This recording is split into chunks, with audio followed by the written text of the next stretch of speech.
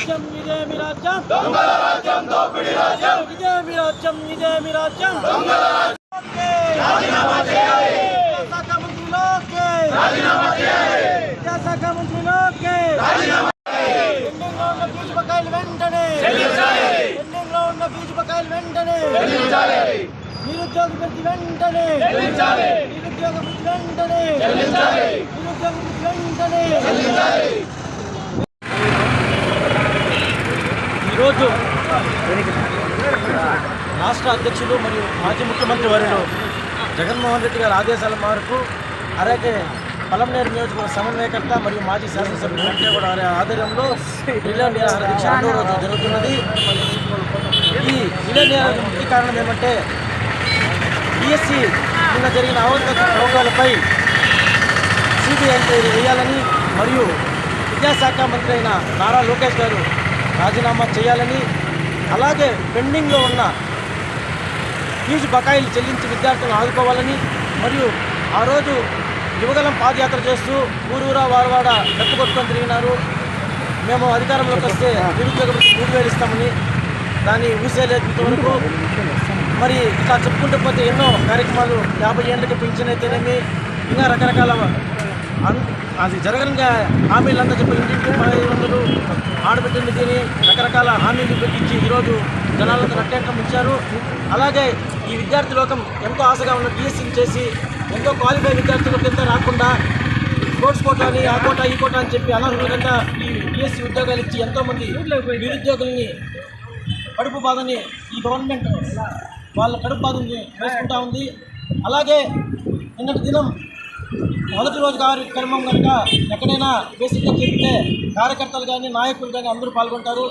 దాన్నేదో పెద్ద తప్పైనట్టుగా కొంతమంది సోషల్ మీడియాలో ఇక్కడంతా ఎవరో వయోవృద్ధులు కడుపున్న వాళ్ళు వీళ్ళున్నారు వాళ్ళున్నారు వాళ్ళే వచ్చారు అని కామెంట్లు పెట్టారు. ఈరోజు మీరు చూసుకున్నట్టయితే మొత్తము ఈరోజు మా ఈ ప్రాంగణం అంతా ఓన్లీ విద్యార్థులు మరియు యువతతోనే నిండి ఉంది.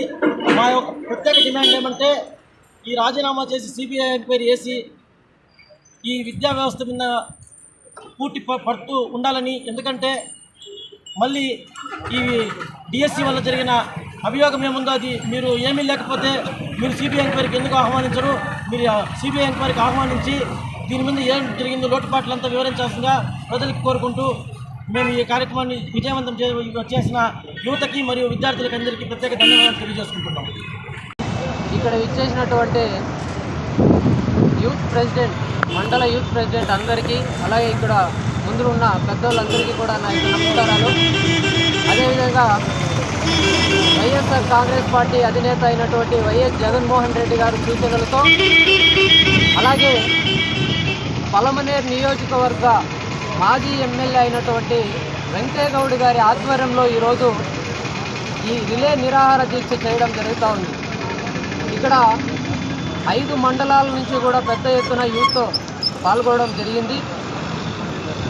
ఎన్నికల్లో లోకేష్ పాదయాత్ర చేస్తూ ఎన్నికల్లో భాగంగా ఎన్నికల్లో ఏదైతే హామీలు ఇచ్చారో ఈ నిరుద్యోగ వృత్తి అయితే ఏమి, అలాగే ఫీజు రియంబర్స్మెంట్ ఇలాంటివి చాలా వరకు చెప్పుకున్నారు.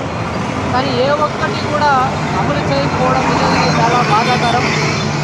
అదేవిధంగా ఈ జగన్మోహన్ రెడ్డి గారు ప్రవేశపెట్టిన ఒకే ఒక్క అమ్మఒడి పథకం ఏదైతే ఉందో, జగన్మోహన్ రెడ్డి గారు ఎక్కడ పేరు వస్తుందో అనేసి ఈ కూటమి ప్రభుత్వం ఈ 6 హామీలు కూడా ఏది నిర్వర్తించకుండా ఈ ఒకే ఒక్క పథకం ఏదైతే ఉందో తల్లికి వందనం అనేది ఒకే ఒక్క పథకం ఈరోజు వాళ్ళు కరెక్ట్గా ఒక 75% నిర్వర్తించడం జరుగుతూ ఉంది. ఎందుకు అంటే రాష్ట్రంలో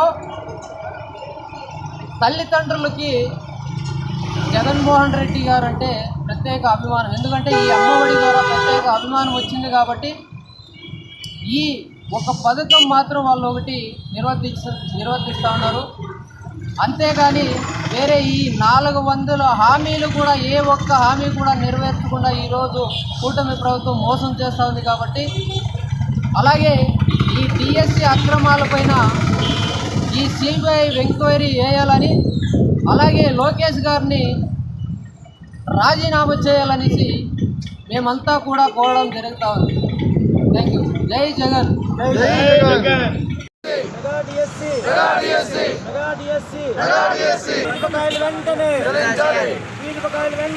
వెంటనే